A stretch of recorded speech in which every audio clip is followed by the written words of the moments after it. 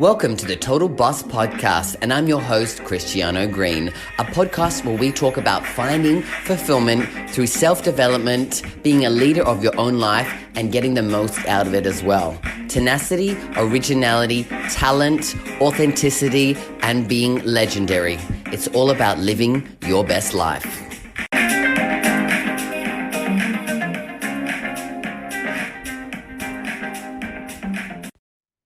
Hello, all you total bosses out there, and welcome to another episode of the Total Boss Podcast. I'm your host, Cristiano Green, and I'm a shadow healer and life coach for gay men. So this week on the podcast, we're having a topic related to gay men in religion and spirituality. And we've got a guest on. I'm going to introduce him in just a moment, but I just wanted to talk about where this kind of came from, because I posted a question on Facebook a couple of weeks back, and it was around, what role do you find spirituality and religion play as you as a gay man? And I got a lot of responses. And Daniel Oikel here, who I'm introducing right now, was one response that I got that I just was like really blown away with, and I really wanted to have a chat with him about it. And so instead of just me having a one-on-one chat about it, I thought, let's get him on the podcast, because I believe that this topic is relevant to so many of us out there. So welcome, Daniel. Thanks for coming on the podcast. Well, thank you for having me. I'm really excited to be here. Awesome. So, Daniel, I know, like I said, we had a little back and forth in the comments relating to your experience in Christianity, growing up as a gay man within a religious family. So, do you want to maybe give people a little bit of a background about your experience in the church and as a gay man growing up? Absolutely. I'll give them a little bit of a little bio. So I'm 43. I came out in the 90s and to a religious family. We were, how I describe it was, we were Bible thumping Baptists. We did church in the morning and evening on Sundays. We had Bible studies Wednesday, youth group Fridays and Saturdays. And then due to some family trauma, my brother, sister, and I were all homeschooled as well. Okay. So then we became it became a sense that a lot of our social activities were church related. So when I discovered that, I mean, that's always an irony because I kind of always knew, but when I finally admitted to myself that I was queer, it was very troubling because it did not fit with the stringent life plan that I had been taught all my life up to that point that I was supposed to adhere to. And so then when I did finally come out to myself and my family and my friends and move into, more of a queer lifestyle, I started to challenge that in my artwork and with my writing. And since then, it has had some backlash, and both positive and negative. I think ultimately it's positive, though. I think challenging paradigms is important. I think if we don't ask ourselves why we believe something, then there's really no point in believing it because you don't have a justification for it. Exactly. And so I'm always interested to hear how people justify their belief systems, particularly when it comes to something that's non-falsifiable, like religion.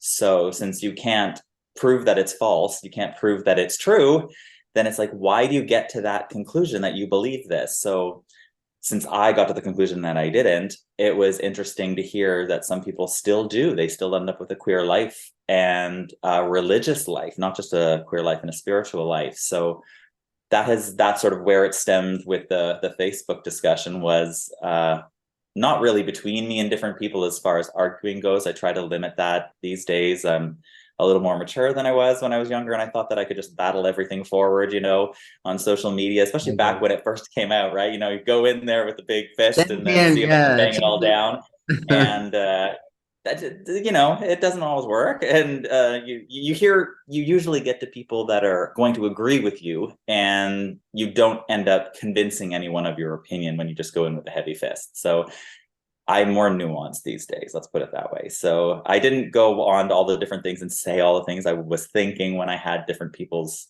responses or in private messages as well. So I usually just let them say their piece these days, but I'm not afraid of saying mine either. It's a beautiful place to be because, as you said, all these you're interested in people's different belief systems that they have and they hold. Mhm. And we kind of know from a bit of research and data that, over 80% of our belief systems aren't our own. We didn't choose them ourselves. We've been given them from family, Mhm. from religion, from society, from media, right? And so to be Absolutely. able to get there and question those beliefs is an important part of, I guess, maturing, I believe, in a spiritual way, because that's when you then get to a place of spirituality, it's I know what I'm choosing to believe from the information that I've chosen to seek out instead of what's been fed to me in a sense, right? I might have an answer as to why I chose that, as opposed to people saying, well, I was raised, Baptist. I'm Baptist because I was raised Baptist. Well, that's not an answer. Like, Exactly. I mean, if, using their own beliefs to discuss their own beliefs, if you're going to make it to heaven and you're going to be standing in front of St. Peter and you're going to be answering to him what it's like uh, to believe in God and what your journey was, and your journey's answer is because my parents told me to, you think that is enough? And so I don't think it is. I think you need to question these things in your life. It's too easy just to go through with blinders on and accept things that are fed to you. And of course, there are people who emotionally can't do more. Let's just put it that way. Maybe they intellectually can't do more. But most of us don't have that excuse. Yeah, yeah. So I'd love to kind of go back to a bit of the middle ground, the beginning part. So let's just say we've got listeners out there which we will, who have no idea about the Christian views on homosexuality, etc. So for you as a young gay man, what was it that was told to you about homosexuality from the church?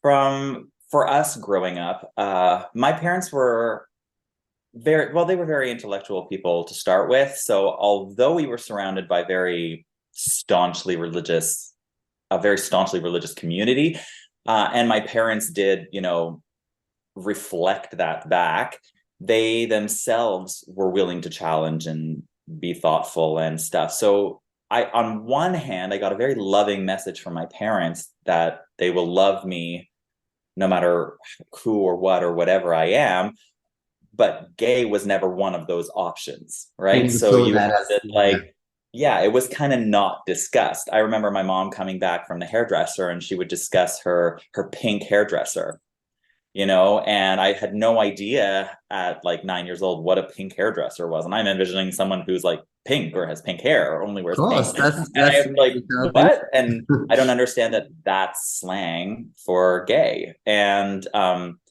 said with just the slightest little bit of disdain, which was very unusual for my mom. And but at the same time, he was her favorite hairdresser, and she only went to him, right? So it was like this dichotomy. And then in church, you'd hear, well, if you're gay, you're going to go to hell. That's it. It's pretty simple. Pretty You're straight. gay, you're going to hell. God will love you, but you can never act on it. And you'll have to be alone, or you'll have to deny it, or go to conversion therapy and become straight. And that's the only lifestyle that God will accept. All the rest of them are sinful. Mm. It's pretty simple. Like the message was clear. There you go. I thought it was pretty simple and straightforward, and yeah, that's what I've Yeah. been aware of. But I wasn't sure if there was any deeper nuances that the rest of us hadn't Well, been. there's lots of ways they get to why it's, banned, like, why it's wrong, why it's sinful, all of those different things. And they, depending on your church, can get to those conclusions different ways, but ultimately the conclusion is the same. Yeah, it's sinful, you're going to hell. Sinful, you're going to hell. Okay. And so then for you as a gay man who said that, a young gay man, young gay teenager who came out in high school, what was that experience like then for you, someone who is in that very vulnerable stage, to then also struggle with the church, but then sounds like it also was a big struggle with the family as well. I think one of the big turning points for me was when we had a revivalist come to a church that we were at. We had to move provinces due to a court case between my brother and his teacher who had assaulted him. And we were being harassed so much that we had to leave the province and move to a different province because of the newspapers and everything. So we moved to Nova Scotia, and we were in a different church. And of course, one of the things that happened, my father was in the military. So when we did end up moving, one of the first communities we'd ever have would be a church community, right? It's the first thing you find is your church. And then you go to your church, and that's how you make friends. That's where you meet. That's why my parents would make friends. That's how we would make friends. And by this point, we were homeschooled. So we didn't go to school. We didn't make friends at school. We made friends at church or on the street if you happen to be walking down the street. But it was Nova Scotia, right? So it's like I don't know if you know Nova Scotia, but it's beautiful countryside. If you've seen Anne of Green Gables, it looks like that. So people aren't that close in houses, right? So there's not that many kids on the street, maybe, you know. And so it was church. And there was this revivalist that came, and I remember we went to one of his morning preaching, and made me really uncomfortable. And at this point, I maybe was 12. Okay. So I was like, I didn't have words for what being gay was. I didn't have any understanding really of that as a lifestyle. I mean, my first experience with seeing what a gay person was the movie Philadelphia. So, you know, where everyone dies of AIDS. So it's, and that I don't even think was out yet. If it was, I hadn't seen it yet because it would have to come out on VHS, you know, at that time. And I'd have to rent it at the corner store. And of course, my parents wouldn't have rented it, right? So, so we went to this church, and I remember he came and he was saying, there was one thing I specifically remember. And he was saying that the reason we have to pray before every meal as well isn't just to thank God, but it's to cleanse the food and the things that were touched by sinners before you're touching them. So if you're going to pick up this box of cereal, well, someone who is a sinner could have like sullied it before you. And so you need to pray over this and release it to God so before you use it. And I just remember thinking, that's fucking crazy. I was only 12. And I remember thinking to we talked about it later at home. My mom said, well, no, I don't really believe that. And she's like, I don't believe that people are dirty like that. And I don't believe that that's a thing. She's like, but you know, there was other good things. And, you know, she went on some other things. I don't really remember what those were, but I do remember that night when they were all going back. And I said to her, I don't feel comfortable going. And she's asked me why. And I said, it just makes me feel sick to my stomach when he's talking. And I can't say why more than that. I said, it's just the things that he's presenting and the emotions that he is instilling in us make me feel ill. And she said, well, then you don't have to go. And that was the first time I remember thinking, I have autonomy to make a choice when it comes to church. That, you know, and my mother will respect it, which she did. And, you know, which would have up till that point felt kind of like absurd. I'm only 12. So, you know, like, you know, you really basically do whatever your parents tell you to do. You know, you don't really get that many choices. And so that gave me a little bit of courage that way. And I kept thinking that moving forward, when there were things that arguably didn't match with how I was feeling, I was then able to, you know, raise them to my parents. But I didn't come out to them in the 90s. I came out to them in my second year of college. So, which would have been like 2001 or 2002, I think. I think it was 2002 because I starred in the musical Hair. I don't know if you know the musical Hair, but I starred in that. And I remember having the discussion before that show. So it was before I started and I was in the summer of 2002. So anyway, but that was because my sister had found out and my brother had basically done a phone call, he's also gay, by the way, which was, Mom, I kissed a boy and I think I like it. And so then, and they reacted really poorly. To your brother? And it came out first. My brother did. But he was just starting to experiment. I already had a boyfriend.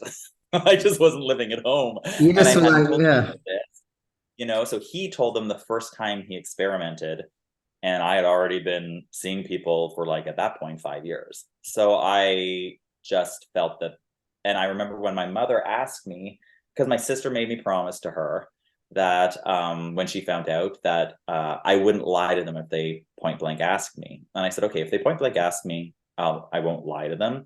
I said, and she was worried she'd have to lie for me. And I said, you never have to lie for me. Just say, ask Dan. And And so that relieved her of that pressure of having to hold this secret for me. But I said, when my mother finally asked me, and I said, why do you want to know? And she's like, because I want to know my children. And I was like, that's a good answer. Then yes, then yes, I am, and blah, blah, blah, and went on from there. But, and their reaction to me was better than their reaction to my brother. Because I also told them, I said, the reason I didn't tell you was because you reacted so poorly to when Eric came out that I wasn't interested. I did not think you deserved this information. Fair enough. Yeah. So over the years, when I did start coming into sort of bloom as an artist, because I'm a multimedia artist and I had a radio show and I wrote a sex column for the paper and I have published 2 books. I'm actually working on a third. My work has been shown internationally. So a lot of the time, I challenge either religious iconography or religious thought in my work. So that has led to some discussions with both, especially with the advent of Facebook, right? And which for me, I think, what was it, 2005 when it came out? Am I correct with that? Something I think it's 2005, 2007, somewhere around there. Okay. That time, I was in my mid to late 20s. So I'd already been producing work. I'd already been, but social media wasn't a thing. So when it finally became a thing and I started getting those friend requests from people from my old youth group who I haven't really talked to for like 10 years, wow. Right? And then them, adding me to Facebook and then being like, who's this person? Yeah, because I'm like, I'm the same person I always was, but I'm not hiding it anymore. And so that was like both a big blow up of friends and a big culling of friends as well. So that was a little bit of growing pains again, but it reminded me of why so often I am not very interested in being friends with staunchly religious people, because they do not leave space for me or people like me or people who disagree with them. There's no, yes, we can disagree and still be friends. There isn't that. For the Christians where there was, I am still friends with them. My closest best friend of 20 years still calls herself a Christian. We don't really talk about it, but that's also healthy for us. It's like, we don't need to. You accept me and you love me. I accept you and I love you. We don't need to go down. And she also said to me too, when she did take me out to dinner once to tell me she was Christian, she's like, I feel like I'm coming out to you. Yeah. And I'm like, because I had so much hurt from the church. Yeah, your journey there. Yeah. That she'd heard a lot of the ranting, being a best friend. So then to her to feel that she was now becoming a Christian, felt like she was in some way betraying me. And I felt, no, your journey is your journey, and how you're getting from A to Z is for you. I said, and if you have space for me, then I'm here. And if you decide that you don't have space for me, well, then I will miss you, but it's also your loss. And she said, there's no God that I would ever worship that would deny someone like you in my life. So, or that would decide that you deserve hell if, hell even exists. So I was like, okay, well then, it's a non sequitur for our friendship. It doesn't really, it's not relevant. So not relevant to how we communicate. But I don't feel that is offered very often from a lot of religious people. Spiritual people, on the other hand, which was my comment on your post, can be very different, because it can be very syncretic. And for people who don't understand what a syncretic religion is, for a lot of people hold syncretic religions, and which is more of a personal belief system where they pick and choose from different, more established religions and create for themselves a belief system. I suppose a simplified version of that, but yeah. And it can look very much like a religion. Like, you can look very much like Christianity, or very much like you have the same kinds of rituals and things that you do that make you feel connected to your higher power, whatever you class to call it, God, higher power, the universe. We all know that there's many different variations of what spiritual people classes, the divine, right? Mm-hmm. And like my mother's new one is the beloved. So it's like, you have however people want to commune with that side of themselves, if they feel that they need to, I'm not here to deny them that. I don't think that that's my place. I think I am personally, I love reveling in my imagination. And that might insult some people who feel that, well, my beliefs aren't imaginative. And I was like, they are, because they are non-falsifiable and they are non-provable. So that is belief. It is faith, which means it isn't fact. And embrace that, which means you can also change it if you feel that it no longer suits you. It doesn't, because it isn't set in stone. Now, religion, on the other hand, is a different beast. It is set in stone. There is a book. There is a list. There are things you can and cannot do. And if you think that the word of God is immutable and it's, you know, written in the Bible and you can never question it, well, then you can never question it. And so that isn't changeable. But spiritual people can change and grow. And it's much more liberating to consider yourself a spiritualist instead of a religion. At least that's what I've seen amongst people. The people who, like my mother, who still ascribe very much to a lot of Christian beliefs, but at the time now wouldn't really necessarily call herself a Christian anymore. But she is a poet, and she writes for and organizes this large group of thousands of spiritualists in an online community. And it's very interesting because it is syncretic. It takes pieces from all these different religions that she's been studying and all the different theologies, and sort of meshes the truths of them together. And in her, I have seen a happier growth, a more joy, more reveling in the beauty instead of reveling in all the do's and don'ts of life. Yeah. So I think there is, as your discussion was what is the place of spirituality versus religion in the gay world? Well, most religions are pretty clear. You can't be gay. Gotcha.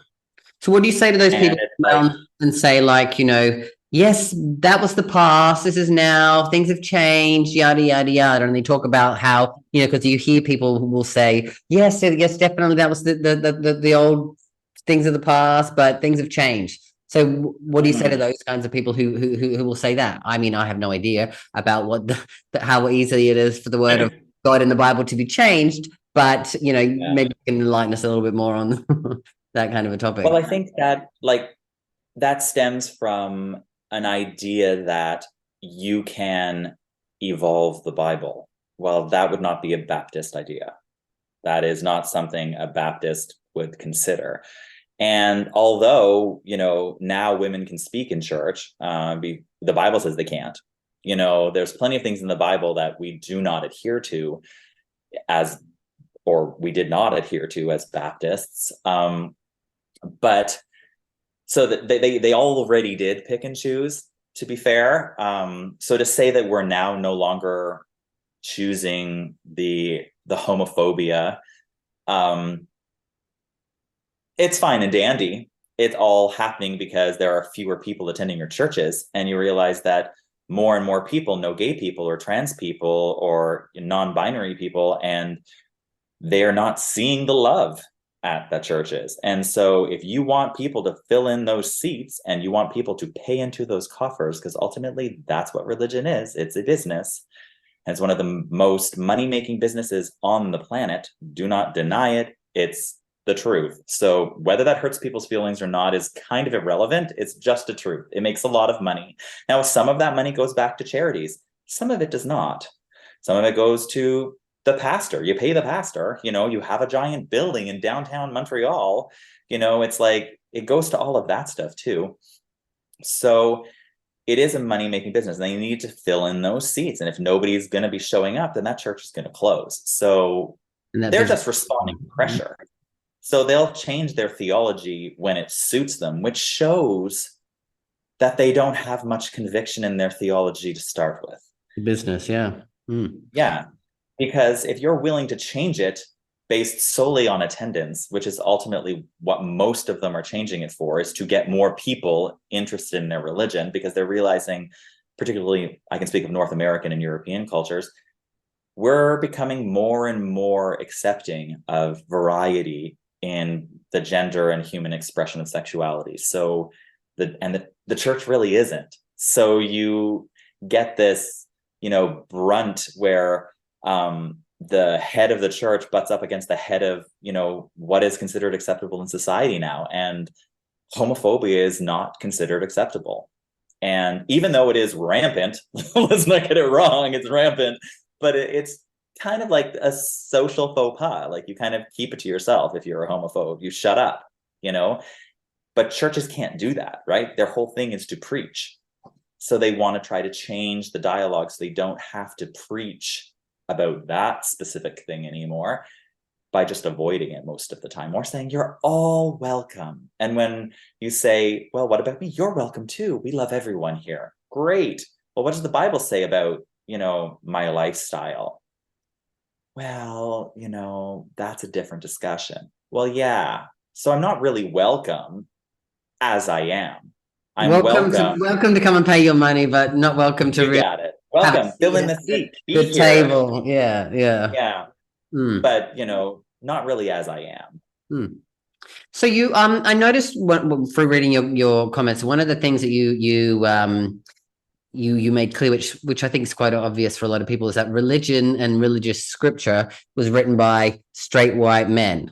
And a lot of it is, for a lot of people, think that it's racist, that it's sexist, that it's homophobic, and a lot of other ways. What do you kind of have to say about that in relation to the Bible and it being written by, like I said, straight white men?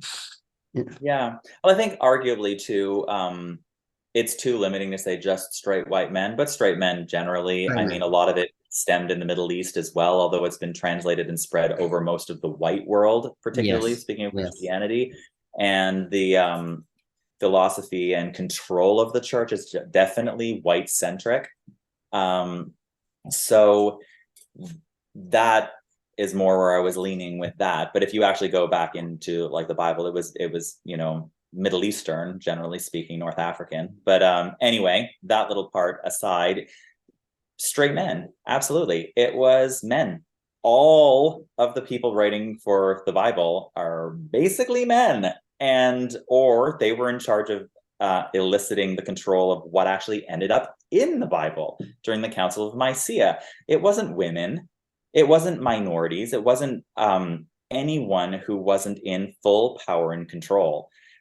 And from one day to the next, the Bible went from having many more books, all the Coptic books and everything else, and the Gnostic Gospels, to having all of that cut out, to being what we now call the Holy Bible.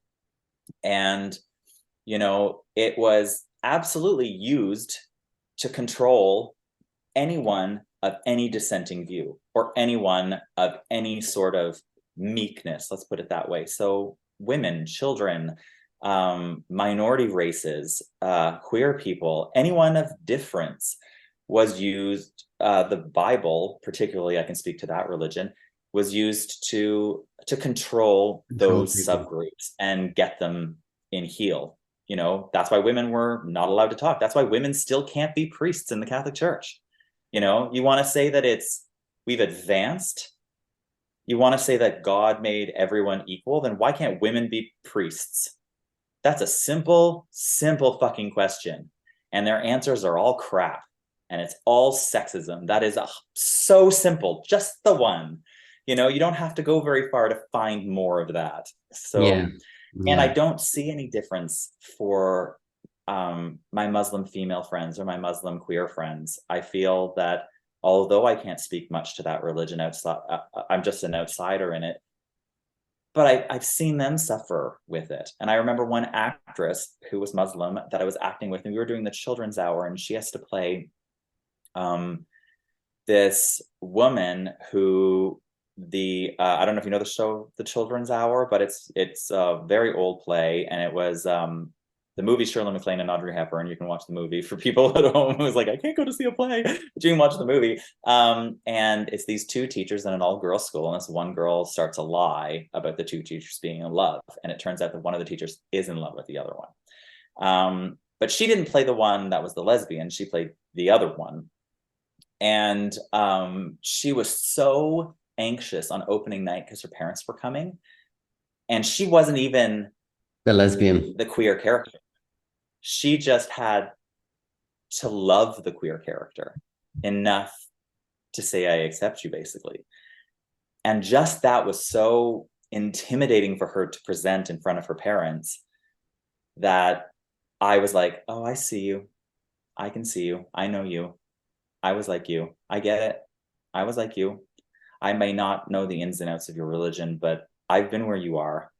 And it turns out years later, she is queer. You know, I remember I saw her a decade later and she'd cut off all her hair, and she had tattoos and piercings. Some of those things I know aren't really accepted. And she was wearing shorts and a tank top, and I was floored that, you know, this was the same person. And she said, well, yeah, her parents, it took 8 years for them to start to talk to her again. So I'm like, yeah, I see you. And I just, so even though I can't really speak to that religion, I do think that all religions have that issue where they create a system where there is only one way to be. And if you don't fit that, or you want to challenge that, or you want to ask why I can only be that way, that discussion is so shot down, so closed off, so finished, that for the person who finds that it's not just a discussion I want to have, it's literally who I am, that there's no more space for them there. And they do one of two things. They either go to an offshoot of a religion, like, you know, a lot of my Baptist friends now are United Church members, you know, which is one of the more liberal Christian churches, and you know, no longer Baptist, but you know, so they do that, or they end up leaving the church altogether and either follow another path of spirituality, or they end up where I ended up, which was agnostic atheist.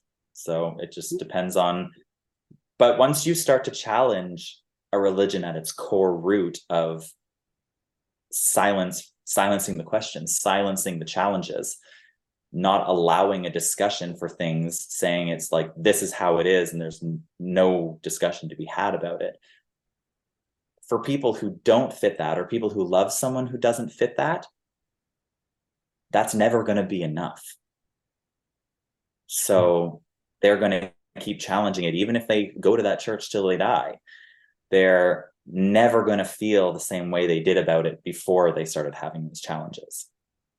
Yeah. And so when I say that it's used to control those groups, it's used to make them silenced, to make them adhere to the rules, fit in the cube, behave.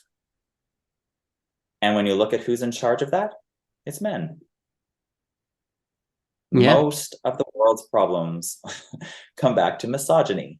And men aren't the only ones who perpetrate misogyny or perpetuate it either. So it's, misogyny is such a struggle for our world, and it has always been. And I hope it won't always be that way. And I really hope that even if they can just stop a little bit of it in religion, I think that'll change a lot, particularly for women and queer people. Yeah, I totally agree. So obviously, you know, I know that religious trauma is a real thing. It's a big thing that happens to a lot of people, especially a lot of queer people. So I'd love to hear from you, Daniel, about your experience with the religious trauma. How did it affect you, and is it still affecting you, or how long did it take you to actually get over that kind of stuff? Because as we shift our beliefs, we still might deal with a lot of the pain that's there, even if our beliefs changes, but we still might have trauma, right? So talk to us a little bit about that. Well, trauma is like, if you think about it like a tattoo, you know, you got tattooed, and yeah, it might fade over the years, and you can wear clothes that cover it up, but you always have that tattoo. That tattoo is going to be there. I was raised in a church. I struggle with still wondering about the universe. I struggle with, what if I'm wrong? I struggle with, what ifs, right? And the nice thing about a church is it tells you the answer to all the what ifs. This is what you need to do. This is where you need to go. This is how you need to behave. Everything's going to be okay. That is really wonderful if it works for you. And that is really wonderful if you fit the map, right? Like, yeah, I would have loved to have been a straight man in the 90s. I am 6 foot. I'm white. I'm reasonably good looking. I'm reasonably fit. I'm reasonably well off. It would have been great. I'm like I have all of the things. Then I come out as, a queer and, an artist, and not really feeling either like a man or a woman. So it's like, I'm like, what? And none of this stuff works. So my trauma, particularly, because again, we can really only speak to our own experiences. Correct. We can study other ones and try to present them like I hope I did my friend from Toronto Justice, but I'm telling her story about the play. But the only ones that we can really own are our own. And for me, we had this this thing that happened for my brother with his teacher, and that was the first bell of the end of church. So what happened was we had to move provinces, as I said, because we were being harassed. And then my sister's teacher was charged as a child molester as well, not of my sister. But so then my mother said, none of my children are going back to school again. Screw this. 2 of them would have been taught by predators. And these are people who you're at a school that's like a religious school, right? No, these were just regular public school. At this point, we're still in just regular public school. So then she decided she was going to homeschool us. Well, she's a well-educated woman. And so she studied and got us into an accredited program. And so when we did go back, I went back to high school for grades 11, 12 and OAC, and then university. So I did 3 years of high school and public school system afterwards. But I was so far advanced because you were able to have one-on-one teaching for my mother. And she ended up teaching a whole bunch of other students that either were flunking out from other kinds of trauma. She ended up being an accredited school herself, ultimately. So she was quite an amazing woman. But that started the bell of, leaving what was sometimes a world that showed me other ways to be, right? So I remember, though, my mother didn't want me to participate in any of the Halloween activities when we were at church, because, of course, that's demonic. And so for the whole month of October, my grade 5 desk was moved into the hall. So I would sit in the hall by myself for all my classes. So already I knew that there was othered, so and I was othered because of my religion. So of course, then I didn't understand that, like, what's wrong with the pumpkins, Mom? And what's wrong with this? And, we'd argue about going trick-or-treating because all our friends were going, and, we weren't allowed. And then sometimes we were allowed, and other years we weren't allowed. And it would just depend on, what the pressures were that year for my parents, I guess, and from their church as to what, side of the coin they were falling on. So then we moved to Nova Scotia, and we ended up being homeschooled, and we went to a more religious Baptist church than before. And that's where the revivalist came. And then when we moved from Nova Scotia back to Ottawa, at the time, we went back to a different Baptist church, and that had a really great youth group. And in so many ways, it was really, really wonderful. It was great camaraderie and wonderful people. And it was a great place and a safe place to be a youth. Also, that particular one was run very well. I've heard horror stories of other ones, but there were some things that are glaringly bad about it. So I remember the time when I would have been about 15 or 16, and we went on a revival trip to Toronto for this big church revival, mass church thing. Lots of I think to see Billy Graham. I think that's what it was, and see him speak. And one of the things we did was we worked with a youth outreach program. So one of the tests was we all needed to go and be homeless for an evening and beg on the street to get dinner, to understand what it's like to be a homeless youth. And therefore, when we were helping at the shelter or something, then we would better understand what their day-to-day things were. Well, we were all into the downtown core of Toronto. And of course, then me, curious as hell about being gay, went over to the gay village. So I was like, I want to see what this is like. And for starters, I made the most money of anyone, and which was all donated eventually, right? But it was like it already broke the, like, it was a disconnect. You're telling me these people are evil and wrong and perverts and all of this stuff, and they were the ones that wanted to help me. They were the ones that were reaching out to me. They were the ones that wanted to buy me dinner. They were the ones that, wanted to take me to the shelter. They were the ones that were giving me cards of this youth support group. And they were the ones that, I was like, what? And I remember going back to the rest of the group and thinking, this has to be, a fluke or something. And I remember the pastor leading that one, not ours, who was the one that was in charge of the revival thing. He said, well, in that community, often they were probably trying to groom you. So, it didn't really have anything to do with them wanting to help you. They were actually predators. And I just remember looking at him, and I said to him, you're wrong. I know what predators are like. And that broke. I was like, that broke it. I was like, you didn't listen to me. I told you they weren't predators. I know what a predator is like. It's like, I had to move provinces because there was a predator after my brother. I know what this world with a predator for a young person can feel like from the young person's standpoint. And I did not feel that when I was with gay people. And I was like, well, if you can be wrong, so fundamentally wrong about that, you must be able to be wrong about a lot of other things. Yeah. So I started questioning the other things.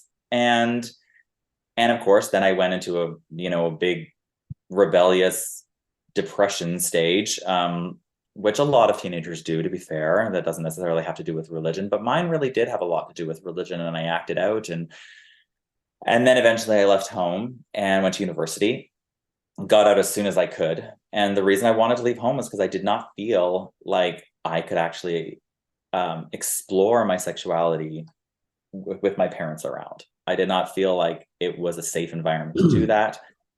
And the scary thing is I don't think that was them necessarily that made me feel unsafe.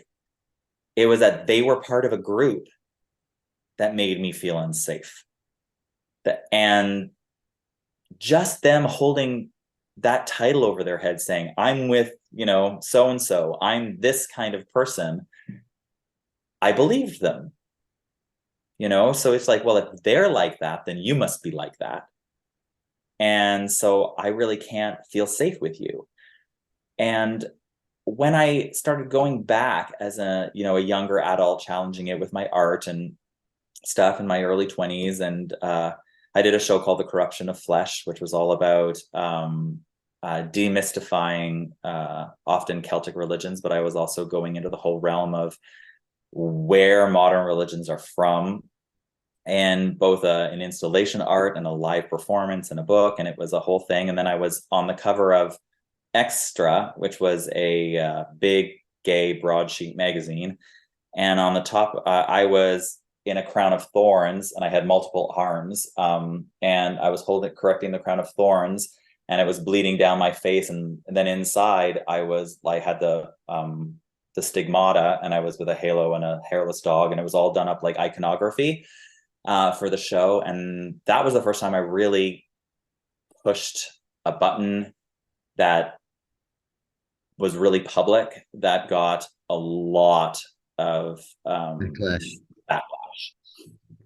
And I was like, oh, you can't even challenge your iconography. You can't even challenge this. I didn't say I was Jesus. I didn't say I was God. I was discussing this topic. I was discussing my childhood trauma. I was discussing religion and belief systems and the beauty of nature. And all you did was bastardize it. And all the posters for the show were torn off all over town. No one, but then the night of the show came, and for the opening night, we were we were standing room only. It was so packed that we had to bring in extra room, and then we had the fire marshal had to tell us we couldn't let anybody else in. So I'm like, people say, one thing, but they all want to watch the show. So it's like, even if they want to hate it, they want to watch the show. Yeah. And that was a lesson too. So I'm like, they're hungry for blood. This isn't a new thing. They did this back in Rome. They used to put early Christians in front of like lions, right? This isn't a new thing. We like taking things that are different than us and watching them fall. And turns out it didn't fall, right? And of course that pissed off some people, and other people were so happy about it, right? It was an interesting sort of a world for me to start to stretch in. But I really came to terms with my religion over probably a 10 to 15 year period. I'd say it took about that long for me to really start to unravel all the different little insidious ways it had woven itself into my identity. Your belief systems, everything. Yeah. Everything from what you do during the week via Sunday. It's like, to think of that as a holy day, to think of that as a day of rest, to think of that as a special day in some way. Like stores used to not be allowed to be open on Sunday when I was young, right? And I remember my parents protesting that. I remember my parents going to anti-abortion rallies. I remember this is like, and now I'm thinking like, what? Like, how could you think that way? And they don't really think that way anymore. They were caught up in the movement at the time. They were caught up in the group think, so to speak. And being a child, you're so often ignored, that you're so often just the observer of events, that they don't qualify you as a participant, which is wrong. You're participating. You are. You're there. The child is listening to you. You may think they're just 5 and they're not going to remember this. Well, I remember modeling everything that's happening. And especially from your church, from your family. Those are the things where we get the most of our belief system is those early days. Yeah. Exactly. And so much of those things aren't even spoken. They're just enacted around you. And you make your interpretation of whatever it means to you with everything else that's going on as well, right? Absolutely. Yeah. Like they often say about people who grow up in an abusive home, they end up more likely to accept abuse in their life because they grew up with it being an acceptable form of, or an acceptable expression of love. And because it was around them. And so if it's not around you, you can see it as foreign, and that's easier for you to take a more intellectual approach to. So to be able to take an intellectual approach to my religious belief systems, it took a separating myself from the pack. And then it took a lot of time to go through and research and study and reading challenges of it. And because for the longest time, I still believed in God. I still believed in the Bible. And then I became, quote unquote, agnostic, which is like the I don't know answer, right? And eventually I still hesitantly call myself an atheist. And people say, why is it hesitant? And I'm like, because people misconstrue my lack of belief in God for a wish that you don't believe in God, or a belief that you shouldn't. Correct. I don't think that that's my view. I think for me, it's like, I wish you didn't feel the need to look outside of yourself for a justification for your existence. I wish you could find that in yourself, but not everybody can do that. And some people need to look up. Let's just say that. Some people need to look up. And I'm like, okay, you need that. I can accept that. I don't need to come around as a militant atheist going around telling everybody who is religious that they're an idiot. I don't think that's really helpful. I don't think everyone who is religious is an idiot. I think you just need to accept as a religious person, though, that some people aren't going to agree with you. And you believe you are right, but it's a belief. And you might feel it really deeply, and it might feel like fact, but feelings are not facts. And no matter how much you want to feel it is true, and you want to believe that it is true, it is still those two things. So that's my kind of atheism, is that I don't believe in God because there's no proof for God. I'm not going to deny people their spiritual journey. I'm not going to deny them their belief systems. I'm not going to deny people who believe in ghosts or who believe in fairies, who want to, commune with nature. I've had incredibly spiritual experiences in nature. I don't need to justify them to anyone else, and I don't feel that other people need to justify theirs to me. So when I say hesitantly atheism, it's because people ascribe things to me then. And I'm very averse to people ascribing things to me without asking me first. Of course. And that comes from years and years of being a Christian. And I'm like, there's a lot ascribed to that. And that's why I think people need to be careful when they take on titles of things. I am a Christian. I am, or I'm a Baptist. I'm a Catholic. I'm a Muslim. I am Hindu. It means all the things it means. Atheism just means nothing. Ultimately, it means I don't believe in it. That's it. I believe, all the people that, who believe in different gods, people at one point believed in all of these gods in the Greek pantheon. And, Christians, I'll speak this to like some of my Christian friends who might listen to this. I was like, you don't believe in those gods. Well, I just believe in one less God than you. Yeah. It's really that simple. It's not more complicated. It doesn't have any more theology around it. It doesn't have any more dogma. There aren't any rules, and so, but to say you're a Christian, there is dogma, there is theology, there are rules. Yeah. And so when you do wear a title like that, you don't get to just say I'm a Christian, but all those things don't apply to me, and that I'm not responsible for the belief systems of a church that I ascribe to. You absolutely are. You're the only person that's going to change those belief systems if you don't believe in them and you want to change your church. You're the only one who can. They're not going to listen to me. It has to happen from inside. So we do have those movements in churches where people are changing and growing and expanding and believing in one less part of the Bible. Like I said, one less God. They believe in one less part of the Bible. Now gay people are welcome. Maybe one day they'll let trans people. Maybe they'll one day let women participate. It's like, maybe they won't. But it's only going to happen from inside. And then to say that I'm a Christian, but I'm not that kind of Christian, that's a cop-out, and it's weak. And I think that it shows a lack of character and a lack of understanding of what you just said. Like it's like I'm purple, but I'm not that kind of purple. That's purple. They're all purple is purple. Like if you're purple, you're purple. Well, I'm gay, but not that kind of gay. I'm lavender. I'm not that. I'm gay, but not that gay. It's the same silly thing. I'm not that gay. What is a good gay person? right? Exactly. Like, Yeah. Yeah. you're not gay enough. You're not this enough.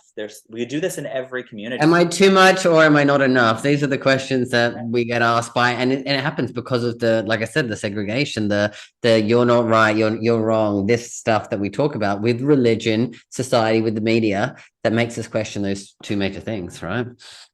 Yep. And I think that you brought that up right there with the community. I think that that was something that I had to untether myself from too, is I see this starting, well, not starting. I think it was when I first joined, LGBT plus community groups and all of this kind of a thing.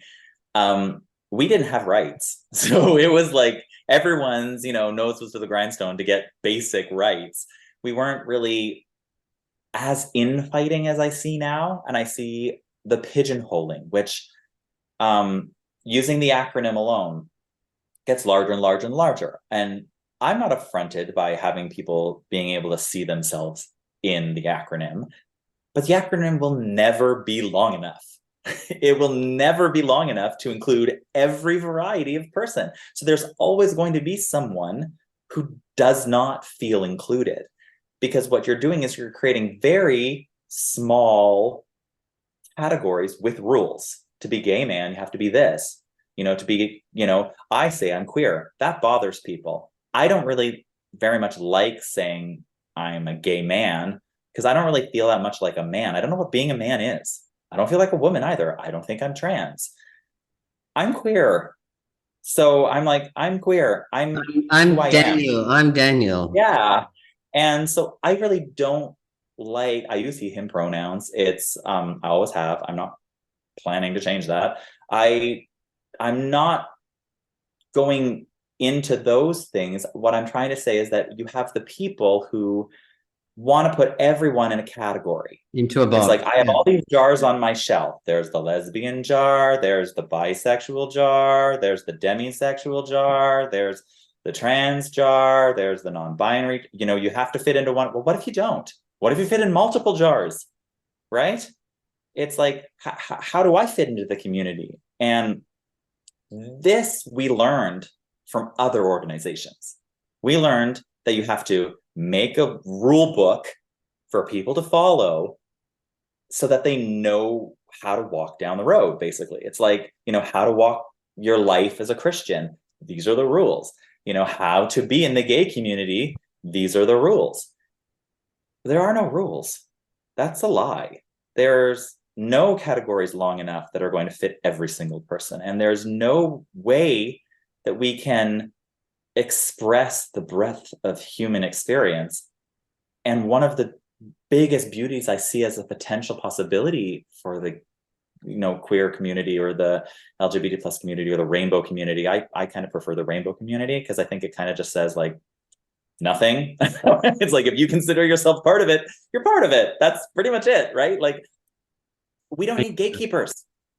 Are you an ally? Yeah, you're part of it. What are these gatekeepers? You're not trans enough. You're not non-binary enough. You're not the right kind of trans. You're not the right kind of gay. You're not the right kind of lesbian.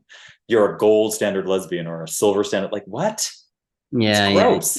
yeah. I know what you mean. It's like, yeah, as a joke by a stand-up comedian, yeah, it's funny. We can all laugh.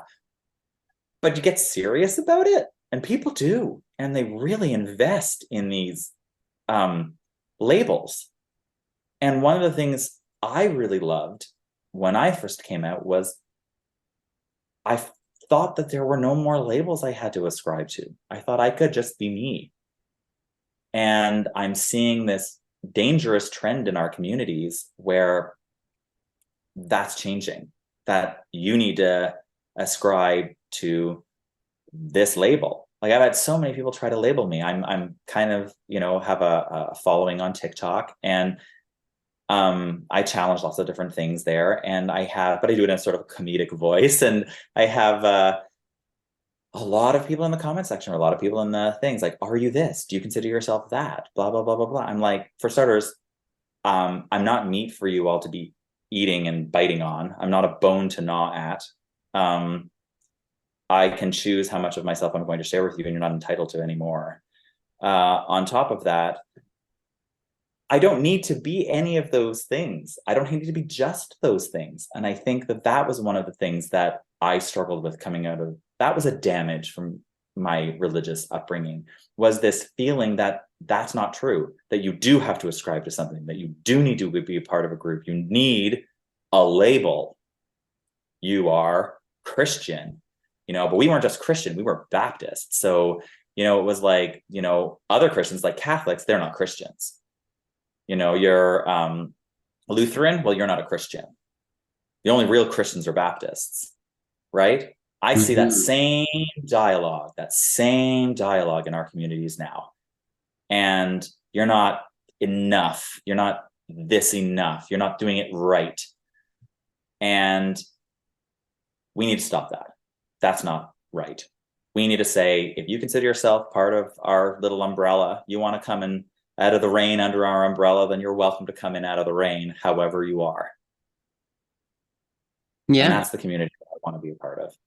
I love that. So I've got one final question for you, Daniel, then. And I guess maybe you just said that, but if I'll ask it anyway.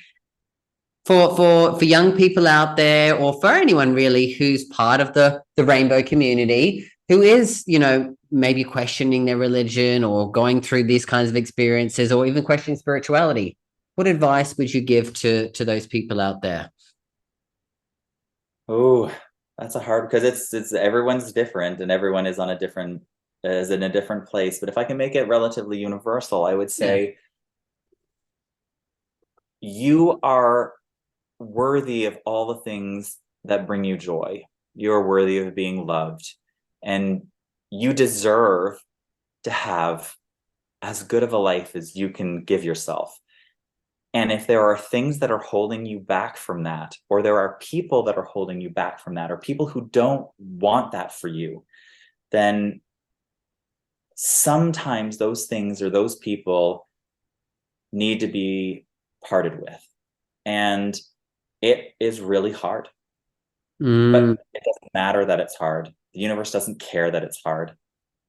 It's hard. It's always going to be hard. Life is hard.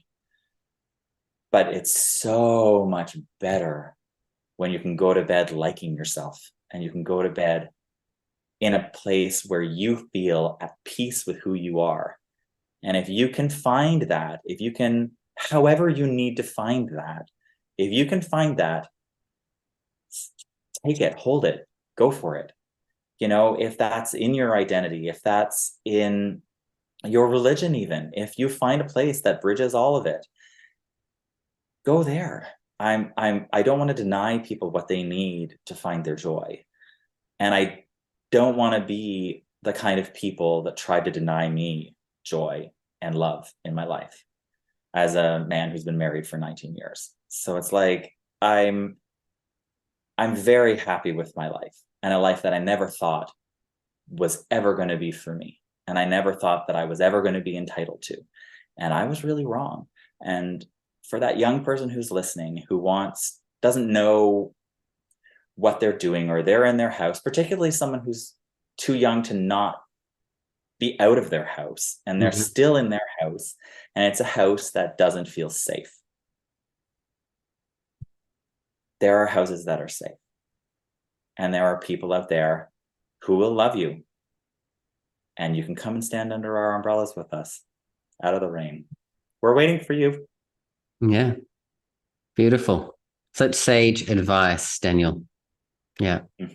Beautiful. Thank you. Well, thank you so much for coming on the podcast this week. It's been a pleasure having this conversation with you and hearing more about your experiences and the wisdom that you have from that, because I believe that from this, there are so many people that can take some such sage advice from it. So thank you so much for coming on with us.